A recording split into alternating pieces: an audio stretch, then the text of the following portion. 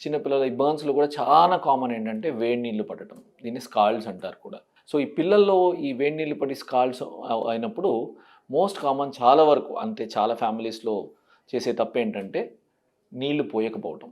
ఏదైనా సరే కాలినప్పుడు మనం ఏం చేస్తాము? ఏదైనా సరే ఏదైనా ఒక చిన్న నిప్పు అంటుకున్నప్పుడు ఏం చేస్తాము? నీళ్లు పోస్తాం.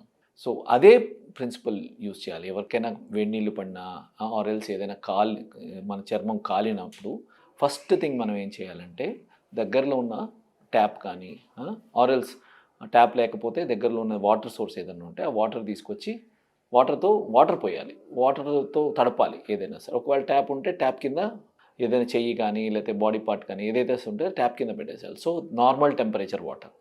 ఐస్ కోల్డ్ వాటర్ కాదు, ఐస్ కాదు.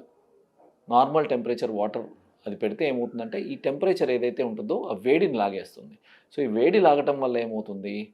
ఆ డెప్త్ ఆఫ్ బర్న్స్, డెప్త్ అంటే ఏదైతే లోతుగా కాలటం ఉంటుందో ఆ లోతుగా కాలడం తగ్గుతుంది.